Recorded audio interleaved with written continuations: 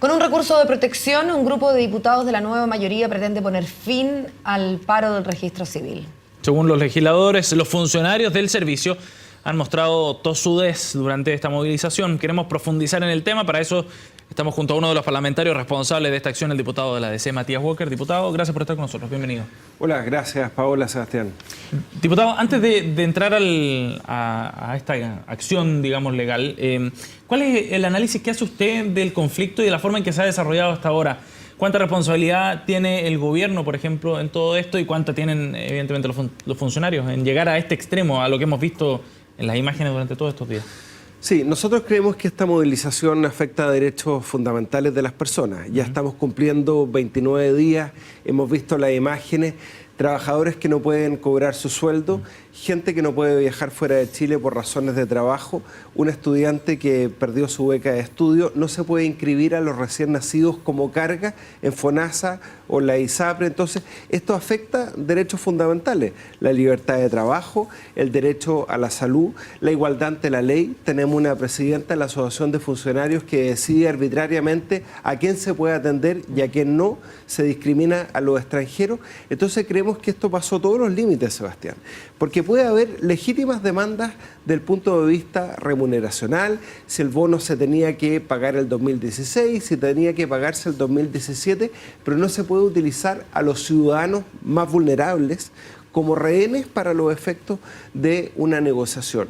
Y eso es lo que nosotros hemos planteado en este recurso de protección que presentamos ayer con el diputado Gabriel Silver y el diputado Daniel Farcas.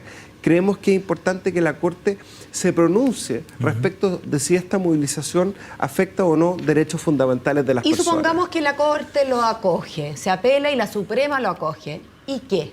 En lo concreto, más allá de la declaración, ¿qué se puede hacer? Yo puedo... a lo que quiero llegar, diputados, a las cosas que son jurídicamente imposibles, digamos, versus las que son físicamente posibles. Yo puedo decir, ok, el paro es ilegal, vuelvan a trabajar. Ok, las resoluciones judiciales tienen imperio. Entonces los agarro en brazo y los siento en el escritorio. Y después que les agarro la mano y los hago escribir. O sea, ¿cómo puedo yo obligar a alguien a volver al trabajo? Lo propio de un recurso de protección, Paola, es que la Corte establezca las medidas para restablecer el imperio del derecho. En este caso, la continuidad de un servicio público que es esencial.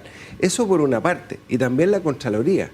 La Contraloría ya le exigió a la dirección del registro civil que inicie un sumario, que informe cuáles son los trabajadores que no han ido a prestar sus funciones. Entonces puede ser que tengamos una resolución de la justicia por una parte, pero puede ser que tengamos una resolución administrativa que establezca, por ejemplo, las posibilidades de descuento a los funcionarios que no han ido a trabajar, que decrete que esta movilización es ilegal, claramente lo es.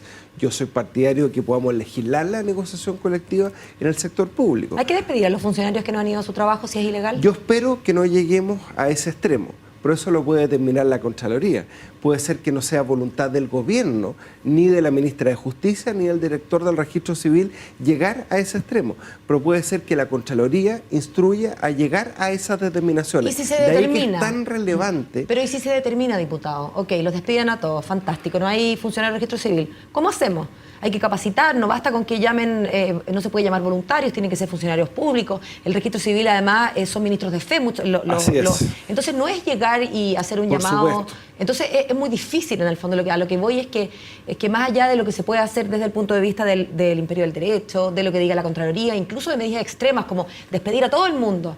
¿No? ¿Y qué? ¿Qué pasa con la gente que está en la fila? Es tan difícil que yo espero que los propios funcionarios tomen conciencia que no podemos llegar a ese extremo. No forzar a la Contraloría a tener que tomar una resolución de esa especie. Yo creo que la ANEF acá puede jugar un rol relevante. Yo respeto mucho a Raúl de la Puente, creo que es un gran dirigente de la ANEF, pero en esto se equivocó, porque esto es una movilización absolutamente impopular, que ha generado un rechazo de la inmensa mayoría de los ciudadanos, porque nosotros no somos los afectados, el gobierno no es el afectado. Si la ministra de Justicia va a poder seguir yendo al ministerio todos los días, nosotros vamos a poder seguir yendo al Congreso, pero son los funcionarios que se pasaron los ciudadanos, los usuarios que se pasaron toda la noche con frío, una señora que llegó ayer a las 2 de la tarde, que no han podido cobrar su pensión, que no han podido cobrar su sueldo, ellos son los afectados y a ellos tienen que responder los funcionarios. Diputado, pero ¿qué cree usted que está buscando entonces Raúl de la Puente al apoyar esta movilización del registro civil, cuando estamos además en un contexto bien especial, porque se viene la negociación por el reajuste precisamente del reajuste del sector público? Del sector público, sí. Efectivamente, yo creo que una solidaridad mal entendida, porque toda movilización,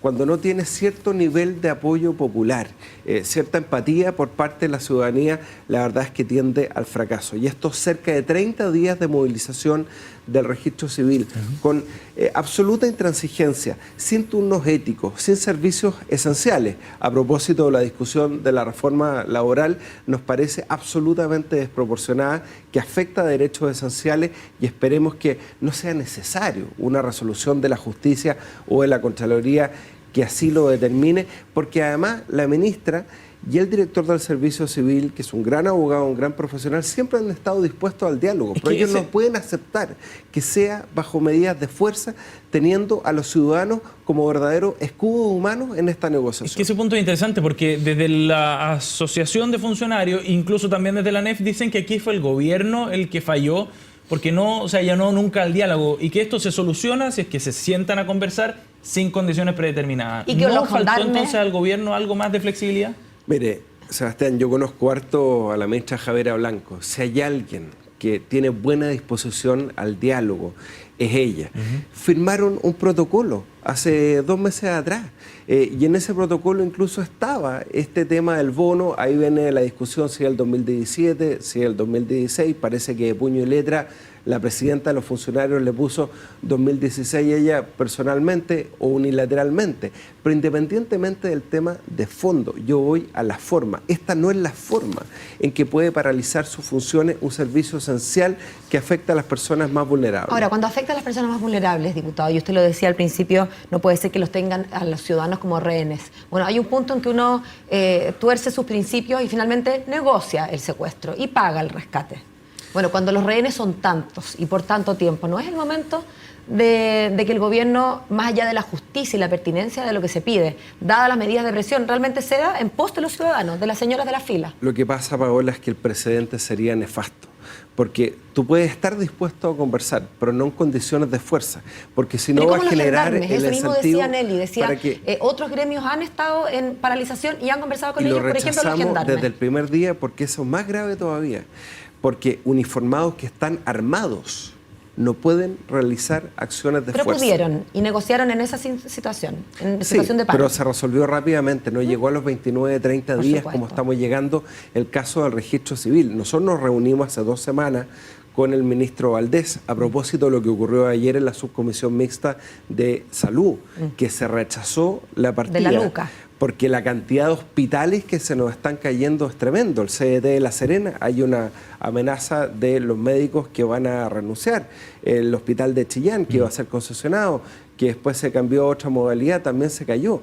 Ayer 20 parlamentarios intervenimos por los hospitales que se están cayendo. Entonces, estamos en un momento de restricción presupuestaria. El ministro Valdés nos notificó hace 2 semanas que no iba a poner un peso para el tema del pago de los bonos el 2016, porque ellos entienden que no hay obligación del gobierno y sí están dispuestos a conversar para ver la modalidad de incluirlo el 2017. Pero esa es la forma en que se resuelven los temas en una democracia y no utilizando a la gente que estuvo esperando toda la noche en el registro civil. Diputado Walker, gracias por haber venido esta mañana. Gracias, Sebastián. Buen día.